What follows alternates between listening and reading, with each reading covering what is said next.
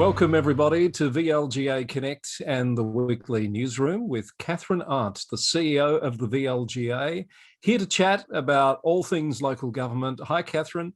Hi, Chris. Perhaps we might even talk about some things that aren't local government today. Well, maybe we should. I'm not up to date. I've been scanning my Twitter feed very, I don't know, what's the word, sparsely today, but Patrick and milkshake seems to be, I don't know who Patrick is and why milkshakes. But well, look, I think perhaps we'll let our viewers go on their own research expedition to find out a little bit more about both of those things. The first, I believe, is what one might describe as a failed attempt by the federal government to produce a particular resource that might assist young people with consent.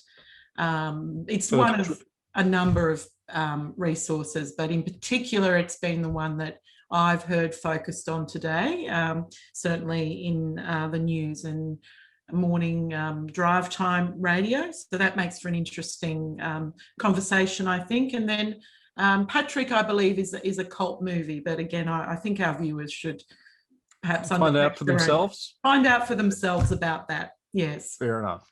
I have great news, Catherine. The news, so our programs are available on YouTube to watch, but also to download as podcasts on your preferred podcast listening app. And the newsroom was last week's #1 downloaded show in the VLGA Connect family. So congratulations. I don't know what we said, but somebody wanted to hear it. Well, look, that's just terrific news. And perhaps, having a little week's hiatus got people interested in the program, but very pleased that there were so many viewers interested in what we talked about. I've forgotten about that. It was that pent-up demand from having the Easter break. Exactly, yes. Indeed.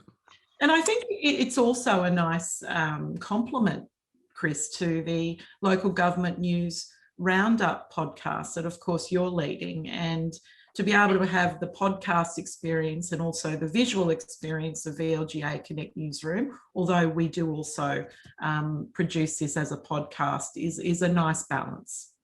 Absolutely, it is. Now, we probably should stop beating around the bush and get to some news, should we, for this week? I had a really good time chatting with Geraldine Atkinson for VLGA Connect this week about the First Peoples Assembly. I have to confess, until I'd had a chat with Geraldine, I hadn't really done much to find out about it, but what an important process and project that is going to be.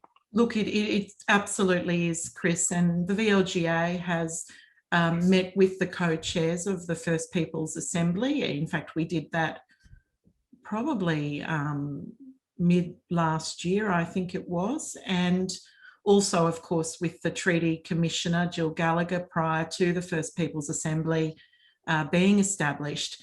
And we're really interested to hear the co-chairs' thoughts about the role of local government in the treaty-making process.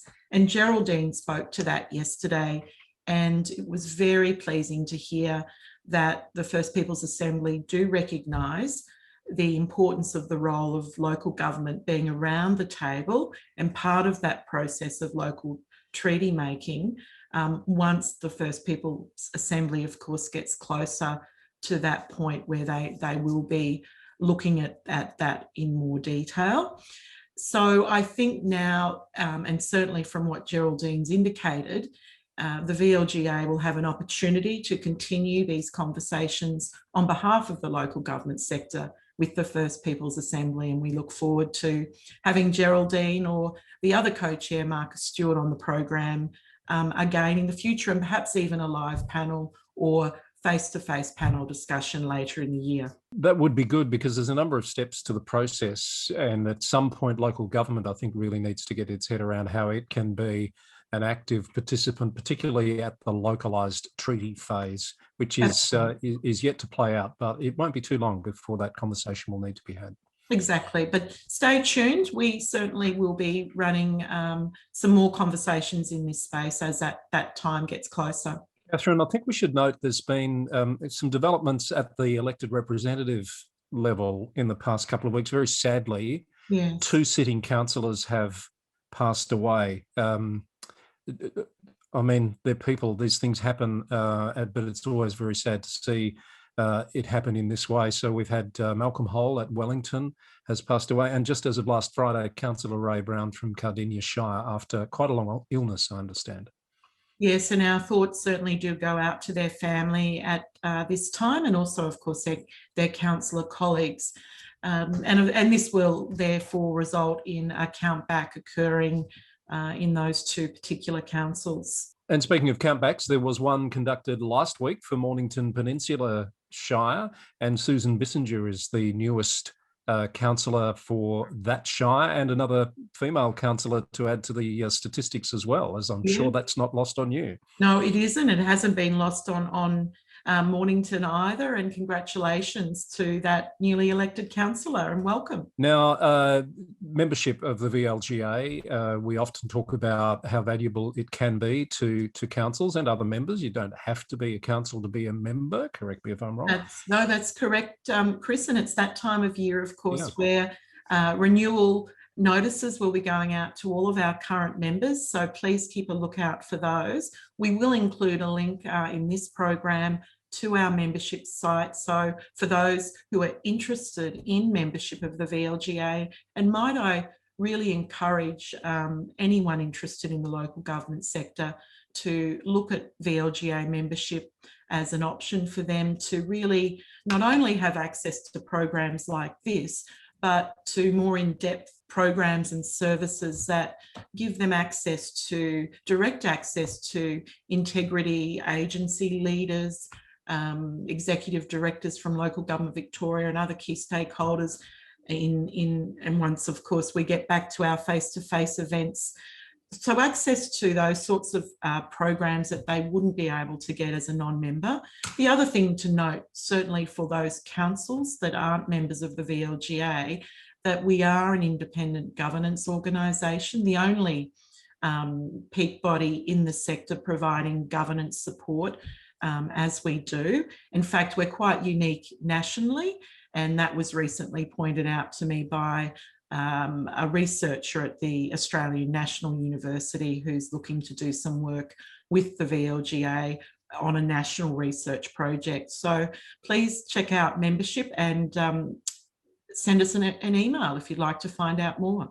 Absolutely. And as you say, we'll have the link in the show notes, and we've had it on the screen as well for those who'd like to find out more. Let's talk about some upcoming events and issues. Child-friendly cities. I don't know a lot about this, Catherine. Can you tell me a bit more? Yeah, so this is a network that's been going now for many years. It's predominantly a group of council officers from a variety of councils, and also some councillors who meet on a quarterly basis, I believe, to discuss initiatives in their respective municipalities that really focus on creating a child-friendly and safe city environment for the young people in their community. The VLGA has essentially been the secretariat. We have an agreement on an MOU with the Child Friendly Cities Network. So we host these networks for them. We provide links to their programs and services and information sheets on our website. We've run some fantastic live panels before with the Young People's Commissioner, Liana Buchanan, in consultation in conjunction with Child Friendly Cities. So their network meeting is coming up on the 29th of April, and we will be, in fact, you will be interviewing the chair of the Child Friendly Cities Network in an upcoming VLGA Connect interview, and we will also be hosting a live panel discussion looking particularly at the impacts of children and young people in the community as a result of COVID. So stay tuned for that. We'll look forward to both of those events. Yes, I think we're just waiting to finalise a date for that particular interview. There's quite a full slate of interviews coming your way because of the work that you've been doing, getting out and about, telling people about the opportunity to use VLGA Connect to spread messages and raise awareness. Catherine, it's terrific, including one that we're about to record this week that I believe you'll be joining me on, looking at ANZOG's Reimagining Government series. I'm looking forward to that. Yes, look, it'd be terrific to have Ken Smith on the program to talk to that. Ken, as some of our viewers may know, is the CEO or Managing Director of ANZOG, the Australian National School of Government, and they run a number of professional development programs and conferences, particularly targeting public servants or bureaucrats, and also have some offices or connections with some Asian institutes as well. So looking forward to hearing about that Reimagining Government series, and hopefully also we might be we've extended an invitation to the chair of the Centre for Policy Development. We've done a little bit of work with CPD. They're a think tank, a national think tank. Terry Moran is their chair, and they've run a democratic renewal project, and it would be terrific to hear a little bit about that, and in particular had a good look at the role of local government as a level of government that perhaps should be expanded to incorporate some other services that are currently being delivered at a state or federal level. And that would, of course, be not dissimilar to some of our colleagues over in the UK, for example. Some meaty subjects that we're going to be getting into there by the sounds of it. Look forward to it. Yes, whether there are. And speaking of meaty subjects, we've also rolling out some councillor-specific briefings on the Gender Equality Act. The first one of those is being held on Friday, the 30th of April. Why is this so important for councillors and local government? Well, the Gender Equality Act has some very specific requirements for local government and councils, and it's really important that our councillors and also our council officers understand the idiosyncrasies that Act creates for the local government sector. So keep an eye out for those. And you've also got a session coming up on community health and wellbeing plans, particularly focusing, I think, on bringing the gambling harm minimisation strategies into those plans. Yeah, that's right, Chris. Of course, when we're looking at any policy issues, the place to incorporate strategies such as those that might help reduce harm from gambling in the community sit quite well within that more strategic community health and wellbeing plan that councils are currently in the process of discussing and finalising as we speak. So that's happening this Thursday. Excellent. So don't miss out on that if you're hearing this in time and you want to be part of that. Little birdie tells me you're hiring at the moment, Catherine, before I let you go. Yeah, look, we are. We're actually hiring a gambling policy lead. So the VLGA is funded by the Victorian Responsible Gambling Foundation to deliver what will now be a 4-year project. So we've just had our funding extended for an additional 2 years, and we're recruiting for our policy lead to lead the team involved in that. So please, to find out more, check out our website, social media sites, and also ethicaljobs.com.au. Terrific. Sounds like a great job, and I'm sure there'll be some very capable people interested. Sorry, before we jump to the end, I just wanted to say it could also be a very interesting secondment opportunity for a policy officer currently working in a council.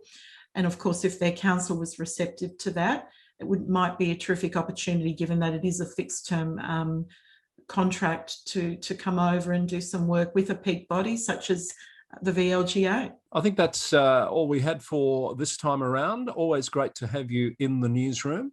I was going to say have a great week and see you next week, but I'll see you for the interview with Ken Smith in another day or so. Looking forward to that. Looking forward to that, Chris. Take care. Catherine Arndt is the CEO of the VLGA, and that's this week's newsroom from VLGA Connect.